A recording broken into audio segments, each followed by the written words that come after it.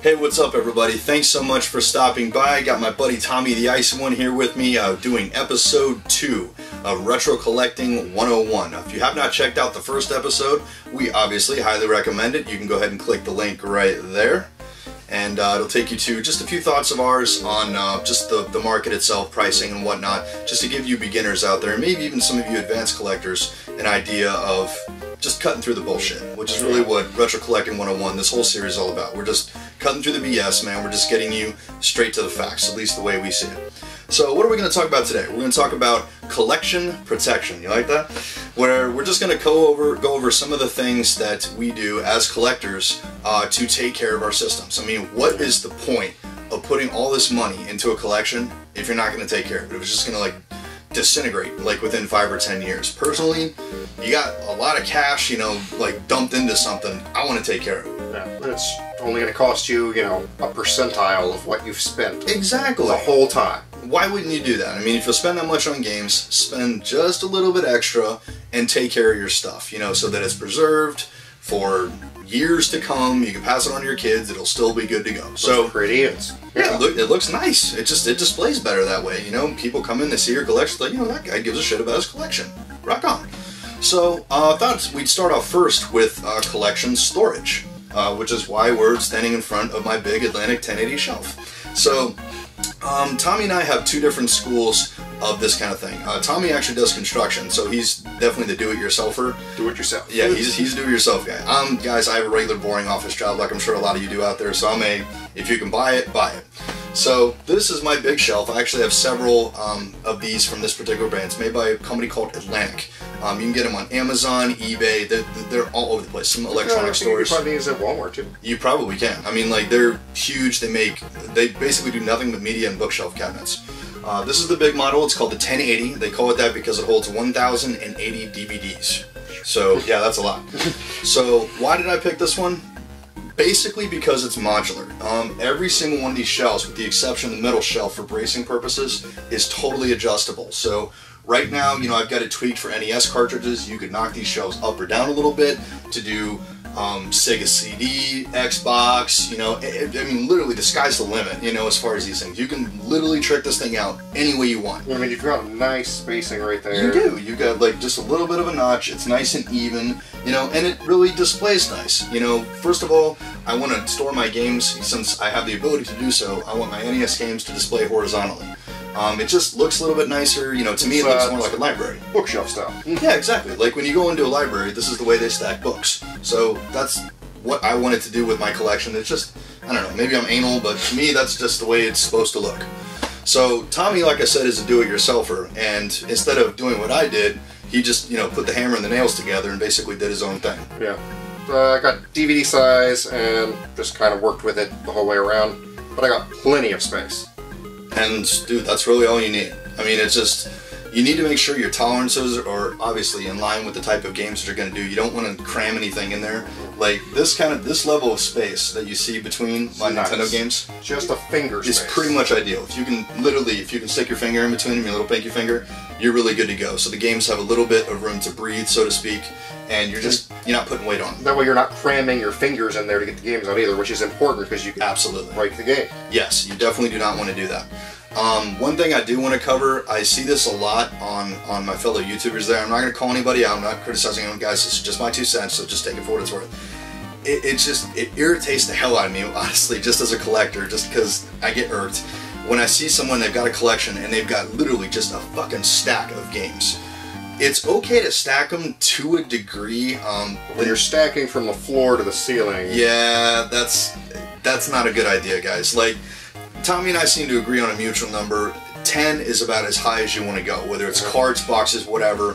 You don't really need to go any higher than that. Really, depending on the age, you don't want to stack certain older things too high because they'll immediately, I mean, I wouldn't stack these boxes on top of each other I wouldn't stack them at all. I think they would crush quick. Yeah, I mean, that's not worth it. What Tommy's talking about is original NES boxes here, but I mean, the same thing really applies to Super NES boxes, N64. You could stretch a little with Sega Genesis because those are clamshell cases, so there's a little bit more rigid. Anything paper, guys, my personal opinion, don't stack it. Just keep it horizontal. I understand, guys, that not everyone has the kind of space that I have in this room where they can dedicate an entire room. Some people just have like a corner of a room, you know, to be able to do that. You know, I get that, but try if your you best. can avoid it. I mean, guys, research your bookshelves. They make bookshelves that will fit in almost any space in any room that will let you do this kind of thing. Do your homework, I guess, is what we're trying to imply here, is get out there, look things up. If the Atlantic doesn't work for you, or if the 1080 doesn't work for you, rather, they make this in 3 different sizes. Plenty of sizes. Yeah, I have a little skinny one over there. My TurboGrafx cabinet, it's really, really small. It would fit in the corner of virtually any room. The one over here, I don't know if you can see it, is my Sega Genesis one. You know, they really make a bookshelf for everyone. And so honestly, the smaller ones you could probably fit on top of like some of your other like shelving. You probably could, actually. I didn't think of that. To make, you know, better use of it. Yeah, make the shelf fit your room, not the other way around. Just get out there, find a solution that works for you. These don't cost all that much money, guys. Even the big guy right here is only 130 bucks. And the smaller ones, You could probably 30, 40 find them on bucks. sale. You probably could. I mean, it's not going to break the bank. These are really well-made shelves. They're really, really rigid, nice, sturdy, strong wood. I mean, it'll stand up to the weight of your games, no problem. Okay, so now we're going to talk about protecting your individual items. You know, the first part of this, we talked about how to store your items. Now we're going to talk about how to protect individual items. I go with retroprotection.com basically just because you've got one-stop shopping. Whether you're a Sega collector, Nintendo collector, even a modern collector, Xbox 360, PlayStation, Sega Boxes CD, for everything loose. there literally is. Yeah. Even specialty boxes, like the one-off stuff like big boxes and everything. Game Boy boxes, Metroid Prime, or Metroid Fusion, excuse me. Game Boy Advance boxes, Virtual Boy, which just happen to be the same size. You got Super Nintendo. Even the odd stuff for modern things, like the Mario 25th for the Wii, you got that covered. Let's see, Genesis, Sega CD, I mean, just the list goes on and on, guys. Nintendo DS or 3DS XL, 2DS I think is covered. They cover accessories, like Nintendo 64, so even the odd size boxes. And again, down to individual cartridges. So if you just got a really expensive game, Yeah, and it looks nice. it does, it looks nice. So if you don't have the box for it and you got a really nice game, you know, freaking stadium events or whatever, you just don't have the box, you can throw it in a little case here and at least give it a little bit of protection. Although for something like that, I'd probably put it in, like, Kryptonite or something like that. I'd step it up a little. But they make things for even big box things, like the Super Game Boy big box, even odder sizes. Got the, Mario Paint. Mario Paint. And for a limited time, actually, because they only did one run of this, the Bomberman Party Pack box. As you can see, this is actually bigger than the Mario Paint box. It's the biggest SNES box they made. As So far we as all I know Jimbo had to have this. Oh, absolutely. This is one of the pinnacles of my Bomberman collection. I mean, With that over it is one of the only ways he can cuddle it. yes. Like, as soon as I saw that they made one of these, I was like, I have to have one. I mean, like, this is one of the Bomberman collectibles that I absolutely have to take care of. So, in all seriousness, guys, really, anything you can think of just about short of console boxes, which they can't make apparently because when it gets to that big, it loses its rigidity. So, accessories, games, loose carts, boxed item, big box, Sega CD games, Xbox 360 games, like everything in between, Atari games, anything in between, man, they've got a freaking box for you. So be sure and check them out. Everything you can think of. Literally everything you can think of. So check them out at retroprotection.com. So another topic we wanted to cover, guys, was protecting your consoles. You know, we've covered how to store your games. We've covered how to protect your games. Your consoles. I mean, some of these consoles are worth more than most of the games that play for the console. So And honestly, other than, you know, putting the console up, most people don't think about protecting the console yeah. when they're playing it or, you know, when they have it hooked up. Yeah, the console, it just has this aura of being utilitarian. Yeah. For obvious reasons, because it's the conduit through which you play your games. And we all know, like, the games themselves get all the hoorah as far as the collectability, because obviously there's more consoles than there are copies of games. So, but one thing that I've always felt strongly about, guys, I do not leave my consoles plugged in, my retro consoles. Some of you out there may do this. I've seen some of you guys out there who've got really elaborate setups where you've got like 19 or 20 consoles hooked up. In my opinion, guys, as long as you've got really good surge protectors with kill switches, meaning it completely eliminates all electrical current running to that thing, meaning when you hit that switch, it's dead in the water. The reason I say that, guys, is if you leave it plugged into something that doesn't have that level of protection, you're still drawing a little tiny bit of current that actually will, over time, wear down your console.